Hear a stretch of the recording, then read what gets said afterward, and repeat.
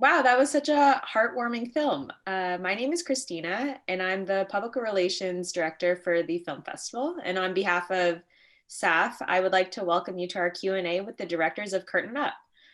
How about we start with some introductions? So perhaps both of you can introduce yourselves with your names and then the role in making the film. All right. Hi, everyone. My name is Tong. I'm director and producer of Curtain Up. And actually, I'm calling you from Beijing, China. So it's like morning time here. Oh my gosh. Hi guys, my name's Kelly. I'm also along with Hui co-directing and co-producing Curtain Up. I'm calling in from Singapore too, so it's morning. It's like 7 a.m. for Wow. us. Well, thank you for joining this early. I guess we can start off by addressing how heartwarming the film is. And I think the film really speaks to me, at least. So I wanted to start off by saying that you really capture something that a lot of not only myself, but other friends that I have experienced growing up. So I'm wondering if for you both, if at all your childhood at all is reminiscent, if this film speaks to how both of you had grown up, and if there's any differences or if any parts of it relate to you. I guess I'll get started. For me, it's probably more like all of my curiosity because I grew up in Beijing. I finished high school in China before coming to the US for college. And, there's never a, Chinese American or Asian American in my life like before. So in college, there's kind of like a culture shock for us, like mainland Chinese students, international students, being like, kind of because we thought like, the Asian Americans or Chinese Americans, definitely naturally looked similar to us, right? But the kind of the perspectives or the way, they grow up or pretty different from our life experience. So, in college, there's definitely this kind of like division between like, mainland Chinese students or international Chinese students versus, Asian Americans or Chinese Americans. So probably one of the reasons I started making this film, chose to choose Asian Chinese Americans as my main focus was kind of my curiosity about what kind of shared experience we have or what different experiences we have as kind of like two different groups living in the US.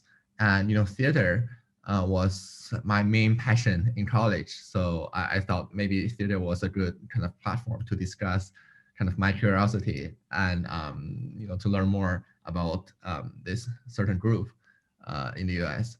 So yeah, that's kind of like my motivation here and my connection with the film. Sure. And so for Kelly, was that something similar for you too?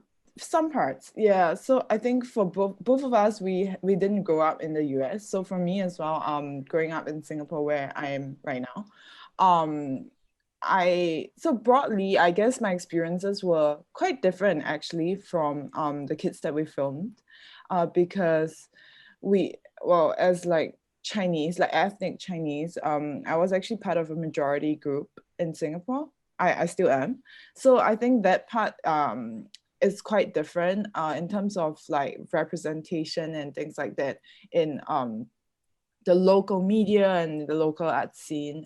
It was kind of like the flipped, as in like because we are in the majority community group, there wasn't underrepresentation in that aspect.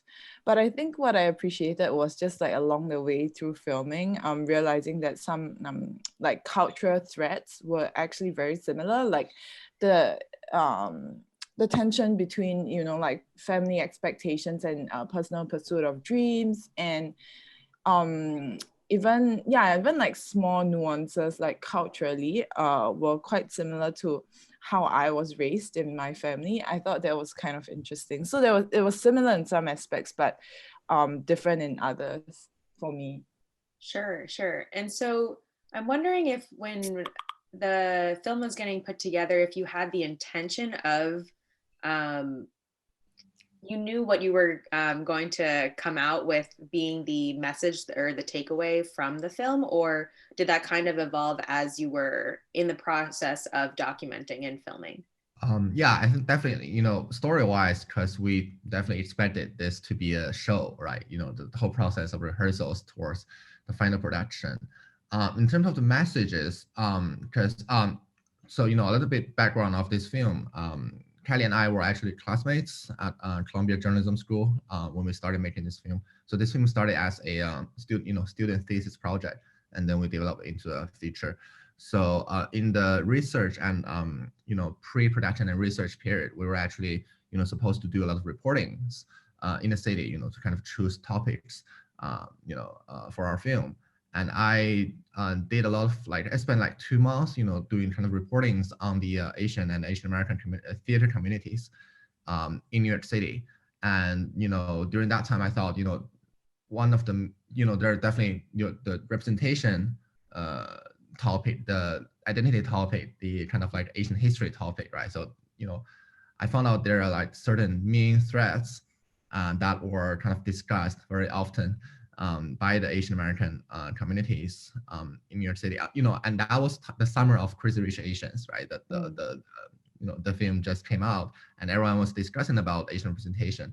So I thought, to be honest, we kind of started making the film with certain themes in mind. And but the thing is, because we were filming the kids, we never expect them to have such deep thoughts on those topics. And kind of it's kind of like a journey of discovery, discovering how kind of like profound the kids were. So it's kind of like a cooperation. We had these ideas, but the kids helped us speak them out. Yeah. They speak their minds. So that's kind of pretty magic. Yeah. I feel like that's really useful. It's kind of, instead of having it prescribed in ahead of time, it's useful to have sort of like it emerge on its own. Right. Yeah, I guess like we had, like what we said, we had certain themes and vision, and I guess it doesn't always happen for every documentary, but for this one, it kind of like the kids kind of reinforce some of like what we had intended sort of like to portray without being primed, as like what he was saying about how they themselves already had all these like deep thoughts. So some of these things were able to come up in the interviews quite like organically. Yeah, so that was kind of like helpful. I'm wondering, how did it go when you were involving parents and asking them to be involved? Like, what was their response into partaking in a documentary? I guess for the 4 children, so there were kind of like 2 main kids and like 2 secondary characters that we had in this film, and all of their parents, or at least one of their parents, were featured.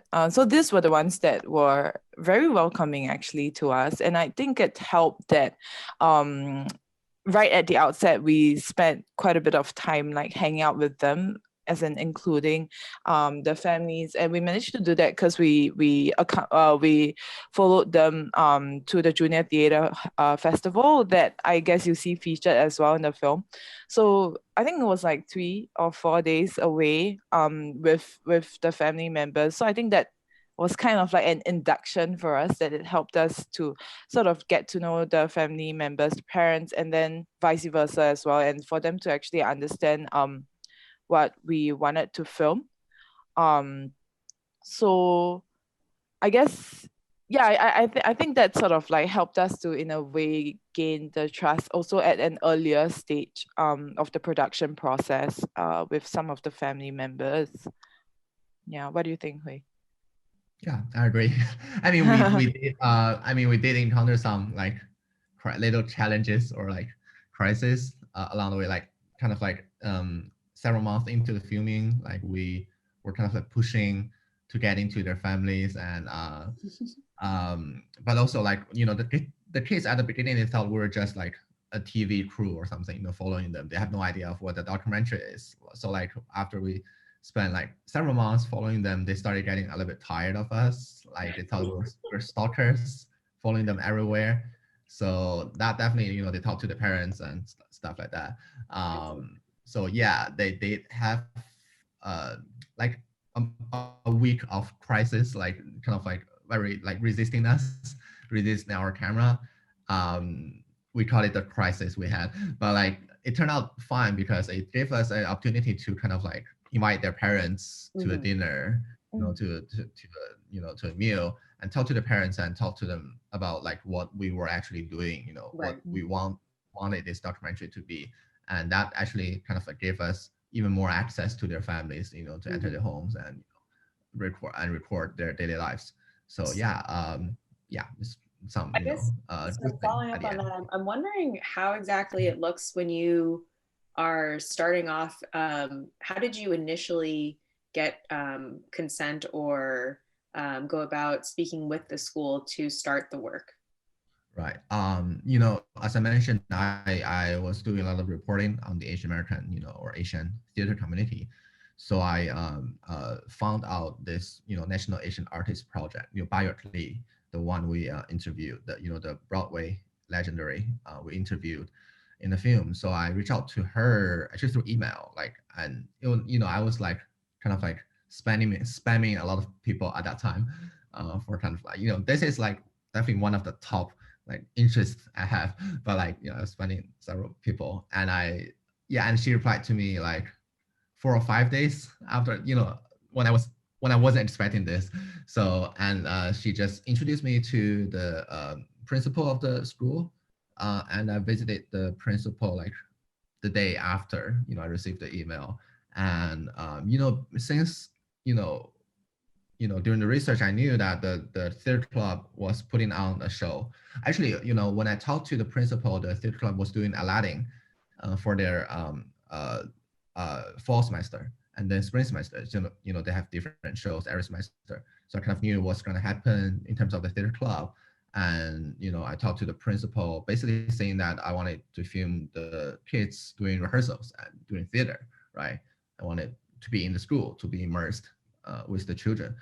And yeah, and the principal was pretty happy to have me there. And I actually started filming like the day after I met the principal.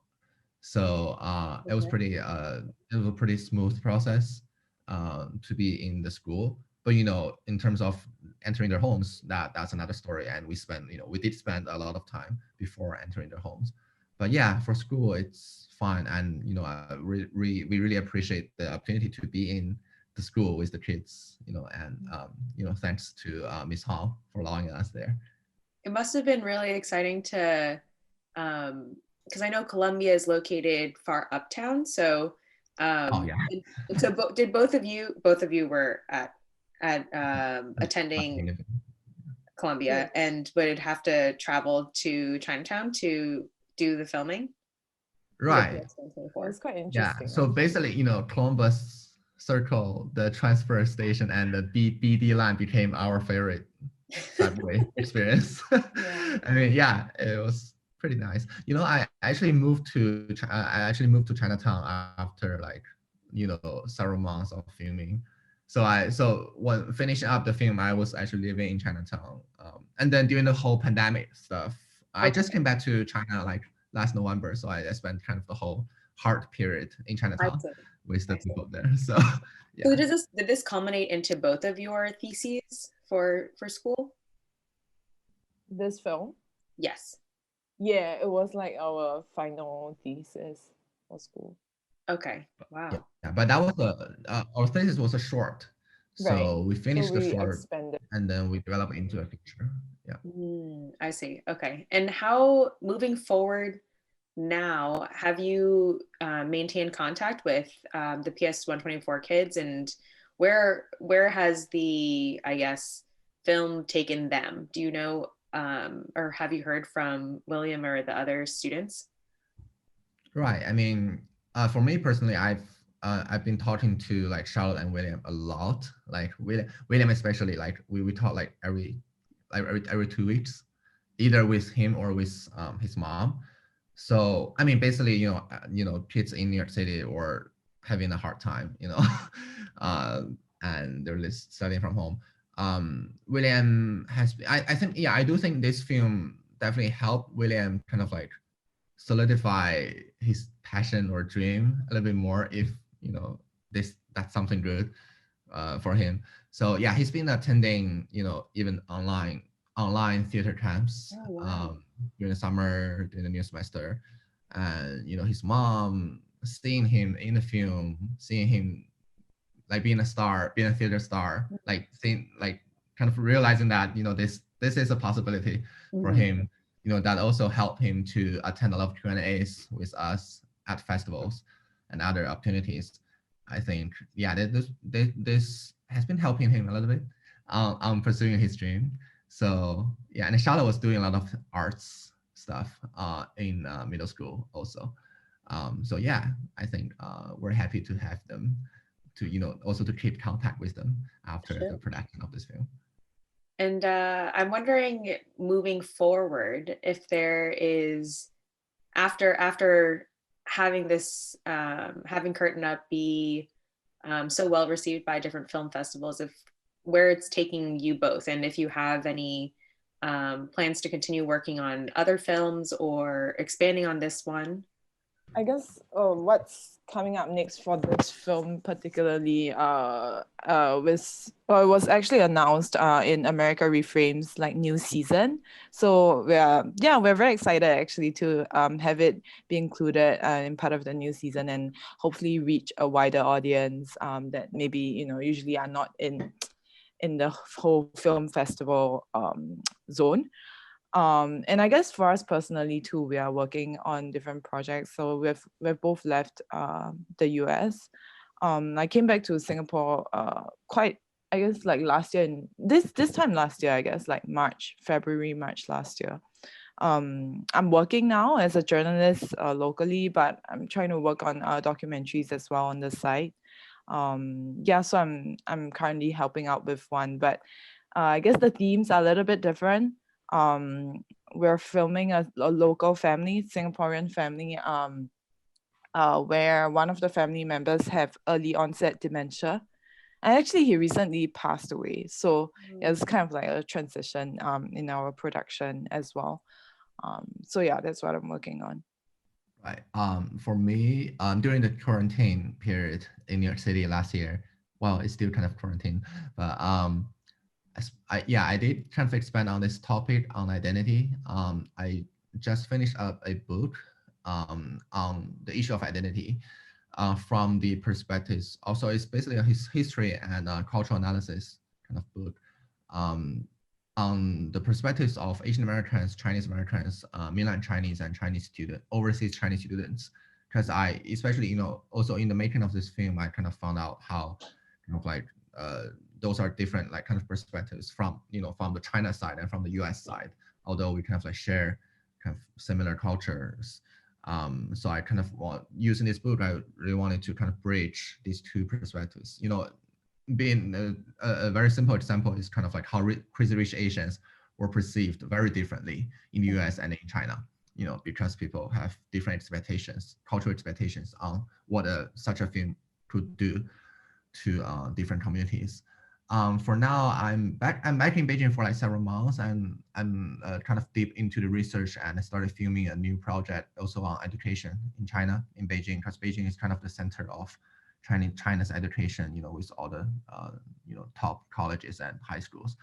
Sure. Yes, this is beginning, so I won't say too much, but like, yeah, it's kind of educational. No spoilers. Yeah.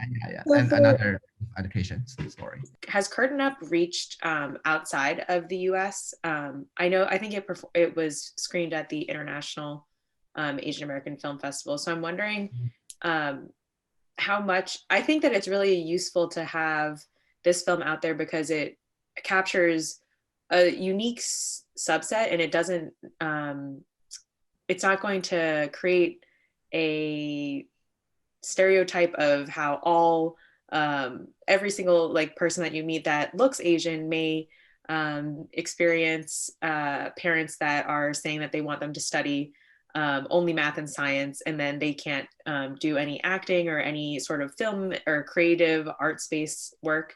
So it sounds like both of your future works, what's in the works right now, is kind of geared in a different lens of capturing another sub-community within the Asian and Asian American diaspora. So are you hoping that the audiences that it'll reach span beyond just kind of where both of you are situated currently?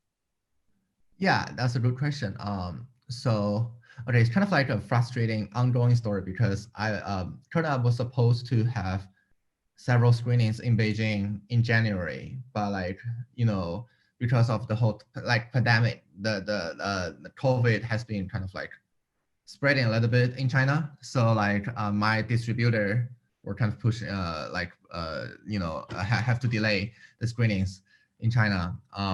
Although okay, so during the post production period, I did bring that back to a editing workshop in China at a film festival. So there were a lot of people in the editing workshop that watched the film, and I mean, I was definitely very excited to bring the film to the Chinese audience and, you know, to see how they react. I think what's kind of different was that, you know, this whole thing about representation and, you know, Asians in acting or in entertainment industry really played into the special racial structure in the US, right? Like, you know, Asians were kind of the minority. And in terms of like speaking out for, you know, your own rights, Asians are kind of definitely, you know, left kind of behind a little bit, you know, after like Latinos and Black communities. So you kind of like have to be in the US to experience all of this, you know, to see yourself as a minority, Sure. you know, superficially, right? And structurally, of course. So I feel like for Chinese audience, it's more like kind of like seeing how being a minority feels like, you know, just, you know, like Kylie says, we were in a majority society Right. ourselves. So I think it's something good for people to see, you know, even for example, by seeing yourselves in like by seeing people looking similar to you as a minority in another society would help people like maybe understand more, say, the minority groups in China, right? Kind of like you can think in other people's shoes in a way, but also understand how, like, say, to understand more why crazy rich Asians were such an important thing for Asian Americans, right? So I guess that would be a good thing. So after the Spring Festival in China, I guess there'll be screenings, and I'd like to, you know, I'll see more reactions from the audiences, and I can share later on if we're in contact. Yeah. In Singapore too, we have not actually screened publicly, although I've sort of like asked friends to just like give their feedback, and there's a similar thing about just like exactly what Hui mentioned, that audiences here will relate to it in a different way than Asian American audiences in the US and Canada. So we're exploring an opportunity to screen at a children's festival in March. And yeah, if that happens, it's going to be like the first public screening here, which, yeah, I guess is quite exciting for me, since it's kind of like bringing the film back to share with, you know, friends at home. And the festival is focused on diversity and inclusion. So I think that's actually kind of interesting. And hopefully we get to engage further than screening, you know, have some kind of like a talk back like this. And it'll be really interesting to see how the audiences respond. But I guess in general, we are still, you know, on the lookout for opportunities to present at, like at places outside of the US and even outside of our home cities. Sure. And for both of you, was it, when you had come to the US, was there already a understanding about what you display in Curtain Up? Kind of, did you have that insight to how Asian American families are here, or how at least like certain communities experience, I think, this sense of wanting their kids to fulfill the American dream when they immigrate here? And I'm wondering if for you, when you were growing up, it was aware within your families that probably like Chinese Americans in the US are seen as like a minority group, if that was something that you knew about. Well, I guess like for me, something that I read about or like that I see in the films, but prior to coming to the US, I would say that I didn't really have many extended engagements with Asian Americans. So I guess I mentioned this at some of the other panels as well, that I had my own preconceived notions about like just Americans in general, that, you know, it's somewhere where you're free to pursue your dreams and things like that. So I guess I just kind of like I mean, I guess it makes sense that that's just a stereotype, but I think I didn't really, yeah, I kind of just assumed that that was the way life was in the States, whatever community you're from. And I think working on the film sort of like really helped me to learn about more about immigrant communities more deeply. And I was kind of surprised, I guess, that some of the things growing up that I experienced at home were like mirrored with like these children.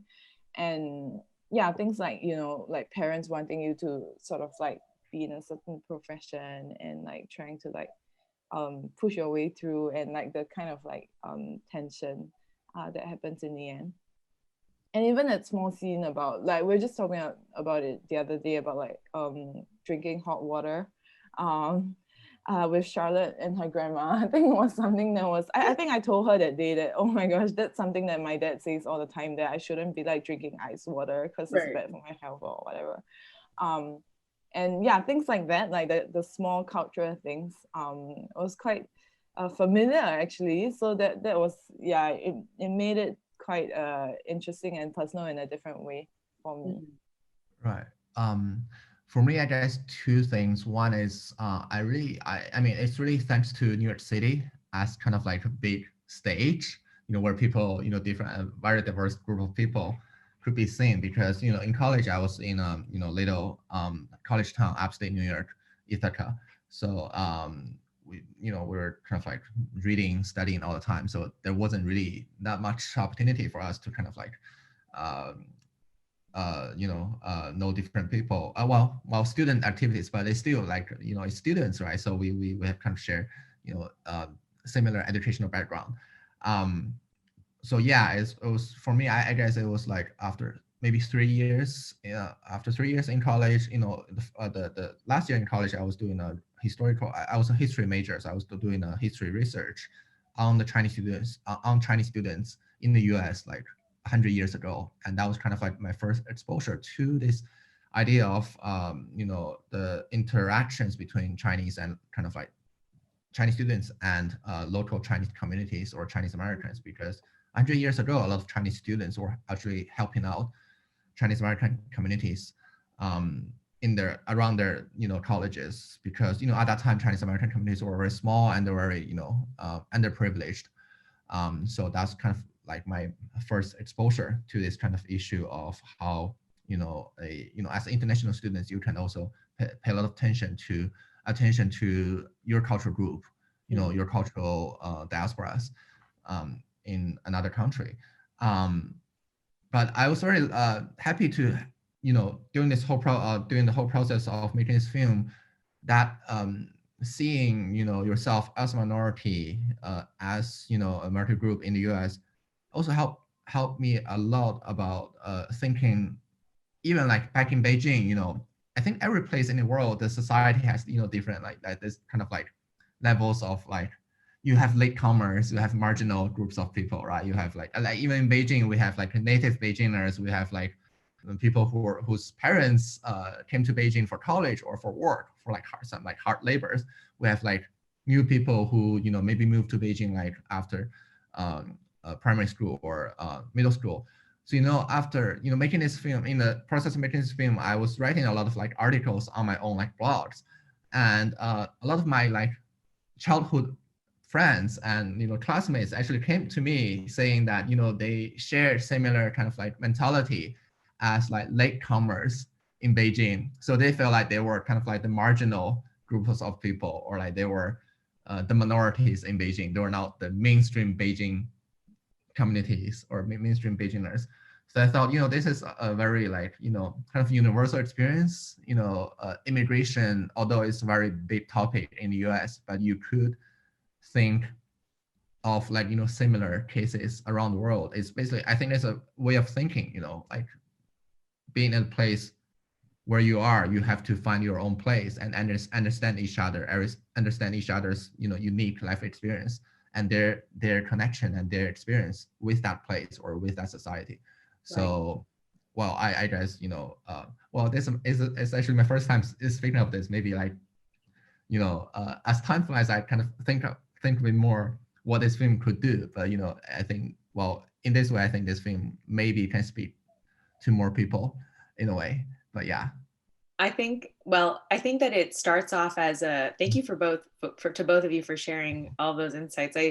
I feel like the film does a really great job at capturing, and that is what is necessary to start to have other people see different perspectives and not be caught up in just what perhaps like they know and they experience, but at least through documentaries like Curtain Up, you can have insight into how something may look to a different person or a different community. And I think that slowly, as it gets accumulated with more and more Asian representation across in different subsects, it'll be really exciting to see like the future of Asian American film and media grow. And I'm really excited for both of you and these films that you have in the works. And I think we're running out of time, so I'd like to thank you both for joining in on the Q&A and participating in our Asian American Film Festival here in Seattle. We greatly appreciate your support, and if you have not, to the viewers, if you have not done so already, please take a moment to fill out the festival participant survey, and the link is should be in your confirmation email. And this data is just useful for us to get grants and sponsorships and make this festival possible. And it's another way that you can support SAAFF. So be sure to check out the other programs at seattleaaff.org. Tickets are still available. So on behalf of the Seattle Asian American Film Festival, thank you and stay safe and stay healthy.